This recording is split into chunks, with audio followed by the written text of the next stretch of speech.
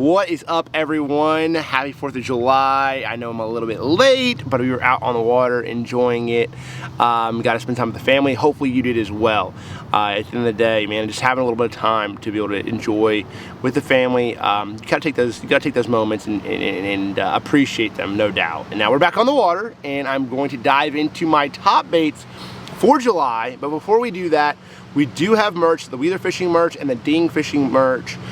We do have, I will drop a description. If you guys enjoy this content at all, and you're looking to support the channel for this free content that we provide, make sure to do that through the merch side of it. That helps us out, helps us put more effort into this channel and do more for you. So anyway, without further ado, let's jump into it. Let's go.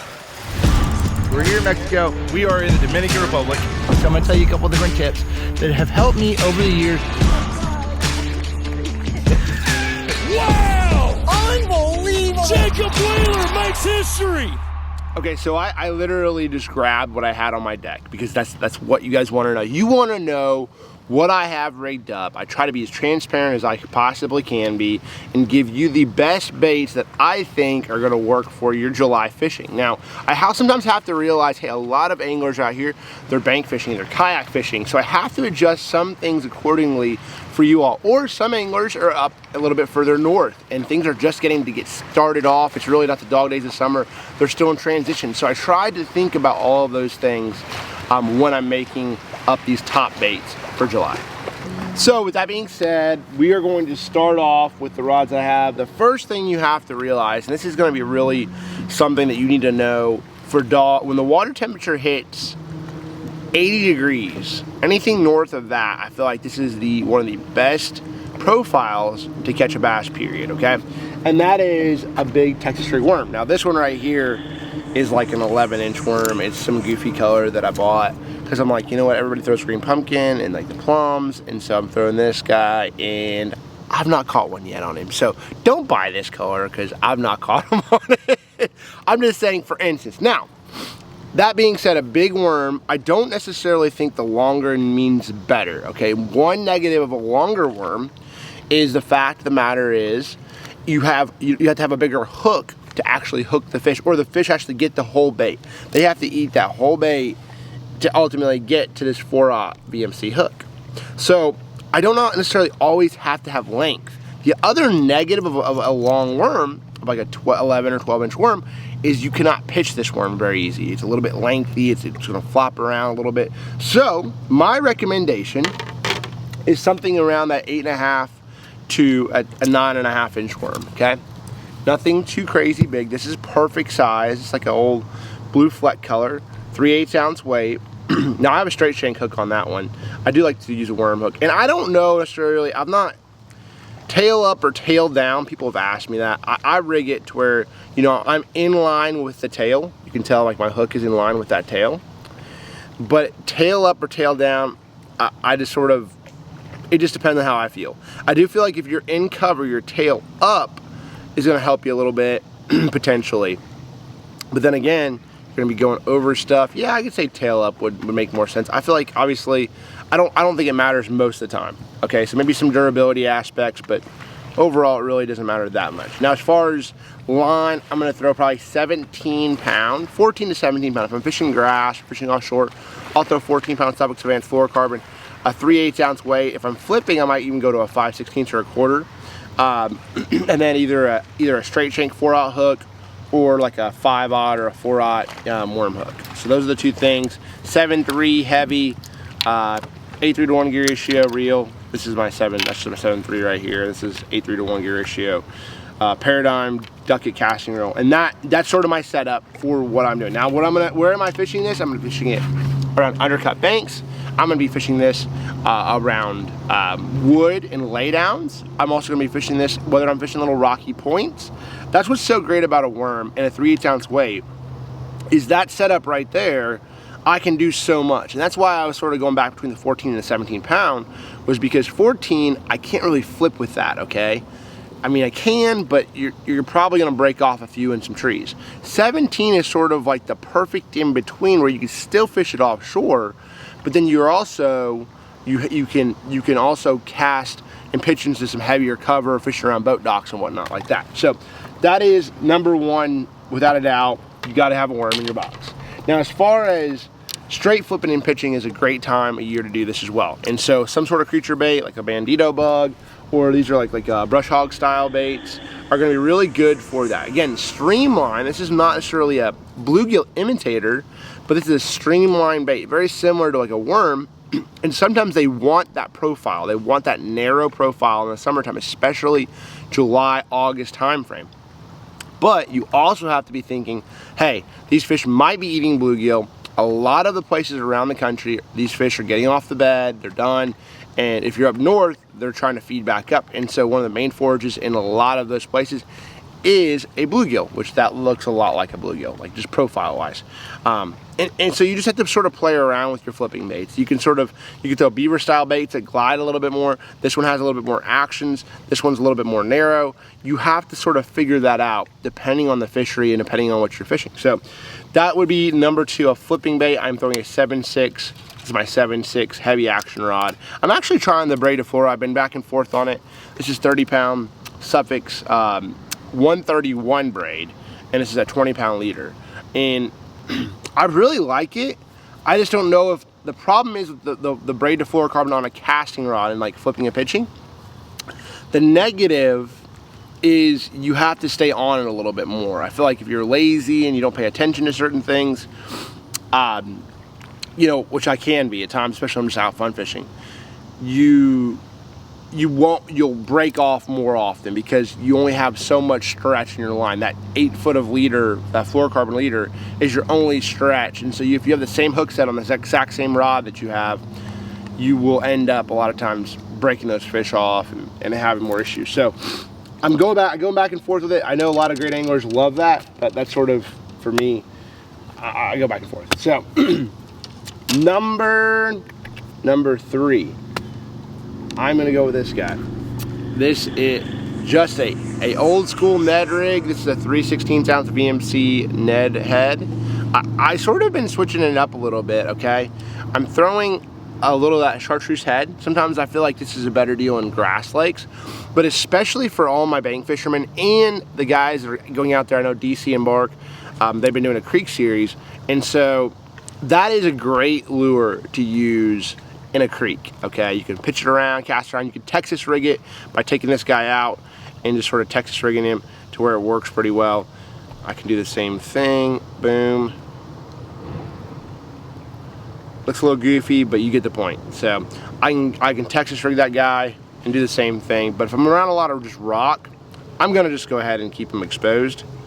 I feel like I get the most glide and natural presentation out of that. Just like that. Now, as far as weight size, I have the 3/16 on here right now because I want to be able to fish it like a little bit deeper and shallower. So that's sort of like the perfect size head for me. You know, 1/8 is, you know, shallower you go, the lighter the weights you want probably. The deeper you go, the deep, you know, a little bit heavier weights. But there's times that I'll throw even an 1/8 out deep or a 1/4 up shallow or 3/8 out up shallow. So it just depends. As far as Ned baits, there's a lot of them out there, but keep it simple for the most part. Typically, I mean, color can matter, but I typically will go with green pumpkins and your blacks and stuff like that. Keep it pretty natural and simple. So that would be number 3. Number 4 on my list, I'm just gonna go Topwater. So depending on what part of the country you're at or what kind of cover you're gonna be dealing with this July, I've selected multiple Topwaters. I selected a plopper style bait, a walking style bait, and then I selected like a buzz bait as well, which I just had it and I don't know where I put it. So I don't know if I just kicked it off the boat or whatever, but it is what it is. It's okay. It's not a big deal. So a buzz bait, I'm gonna tell you the reasons why I picked these 3, okay? This right here is a Rapala Skidder V. When I'm fishing around grass, so submerged grass that I can barely see, like you see like the dark spot, like patches of grass, a walking bait to me is the best lure to throw in those scenarios, because if they're biting topwater, if they're looking up, okay? Because at the end of the day, when you're walking that bait around, I can draw them out of that cover a lot more than I can with a plopping style bait that I'm just reeling over it. I can stop this, I can walk. I have more time in the strike zone, which ultimately helps call fish up and get them up there and to commit to the bait. So that's why I decided, hey, a walking bait for the grass, or in scenarios like if you're up north fishing for smallmouth, I would select a walking bait over a plopping or a style or a buzz bait style bait, because again, water clarity typically is 4 to 8 feet visibility. You're calling those fish up, and staying in the strike zone is very key in getting those fish to commit. So now as far as plopping style baits over buzz baits, here's 2 different kind of plopping style baits. And for me, the plopping style baits are gonna be more so places that don't have a lot of cover. Okay, so riprap banks, highland reservoirs like a Center Hill or a Washita. The one thing that is an advantage of this like plopper style stuff is you can really reel this thing very fast and efficiently and cover a lot of water. The negative with this lure is the fact that if you hit any piece of wood or cover, because there is treble hooks, you're gonna get caught. You have to get on a hook. The positive of a buzz bait is it's way more weedless and goes over wood and grass a lot better. So if you're looking to fish cover, undercut banks, wood, grassy areas, I'm gonna select a buzz bait over a plopping style bait. But those are my 3 picks for the Topwater series, or the Topwater selections for the month of July. Now I would pick a frog as well. You can't go wrong with Topwater this time of year. You just can't. I'm just be honest with you. You cannot go. You can go little poppers. You can go frogs. You can do whatever you want to do. This is a good time of year to throw a Topwater. But I selected a couple to where I can give you guys a little bit of an idea of what goes through my mind when I'm selecting that Topwater. All right, so that's number 4. Number 5 is going to be a drop shot. Okay, I'm going to keep this very simple. Drop shot. I got this guy on right here. I'm throwing a 1/4 ounce weight. Boom, this is a VMC teardrop tungsten weight. I'm throwing a 1/0 VMC finesse Nico hook. 8-pound Suffix nano braid. Some people give me some crap about this, but I won a lot of money on nano braid. For me, that's a huge deal. 7.2 medium heavy action rod. This is the rod that I throw for it because I'm fishing around cover. And this is a really good, drop shot. The problem is a lot of people think when they hear drop shot, they think they have to be offshore, okay? Something that MDJ has taught me over the years is, hey, look, man, like if you're in muddy water or stained water up shallow, a drop shot with a 1/4 ounce weight, baller, bad to the bone. If you are fishing brush, obviously it's a good bait. And for me, I like that Texas rig setup. But don't necessarily think that you only can throw a drop shot on places that are, offshore. You could fish a drop shot from the bank.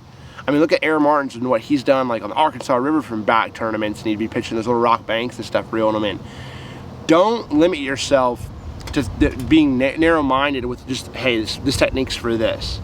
A lot of times there's like these sort of techniques can really play in areas that are pressured. If a guy's throwing a Texas rig worm and there's a whole bunch of guys pitching Texas rig worms or bugs or creature baits at logs, the guy who picks up a drop shot might be the guy who ends up doing the best. So if you're in pressured situations, shallow water, drop shot would be a good idea. Now the drop shot worms, you can go to a lot of different things.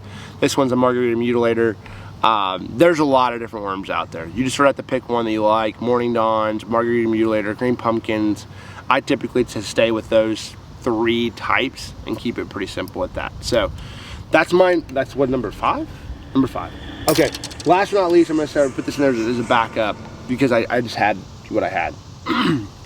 Vibrating jig, you cannot go wrong with a vibrating jig this time of year as well. It just catches fish. Again, for the guys and anglers that are out there and they're chasing the fish that are actually after bluegill, a vibrating jig is pretty dang legit. You can still cast them around. Now the clarity of water it plays a pretty big role in this as well. I'm not going to throw this in super clean water, at least down south. I feel like these fish have gotten a little accustomed to it, but again, like Brent Chapman caught them at Travis when it was crystal clear water on this thing. So you can't go wrong with it. Again, it's a cast and line technique that you can cast that bait out there, line it in. I throw it on a 6/8 to 1 gear ratio, casting reel, 17-pound Suffix advanced fluorocarbon, my 7.3 medium heavy action rod, and that's what I sort of roll with. And that's sort of the rundown of my baits in July. I mean, you can go this is where it starts to transition to a lot of different things. You know, some of these fish are starting to break up and go back shallow. And if you're on like a Tennessee River lake, or if you're on a lake that has a lot of fish that go offshore, they're starting, at least down here south, this is the transition month before the transition month of August. I mean, this is like the start of the transition. And what happens is, I know I'm going long for this one, but I'm giving you guys a lot of really good stuff. What happens is, a lot of times that year's shad spawn, okay, those little baby fry, they're growing up. Right now they're about this big, and then about in a month they're gonna be this big, and then by the time, by September, they're gonna be about 1.5 inches long, okay? That is what a lot of times these fish will transition to eating, at least the majority of the fish. Not all these bass can eat large gizzard shad or bigger forage. So that's when you see a lot of the schooling activity, and they're eating small bait.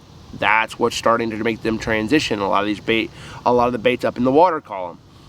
And now it pushes them to sort of go suspend and sort of chase these bait balls. So that is sort of what we're going to get into later into August, but I figured I'd give you a prelude to what was sort of going on. There's obviously still bluegill spawning. There's a lot of different things happening. Forage base is key. The bass this time of year, they're still trying to eat, okay? A lot of times they'll eat at night, so mornings and afternoons.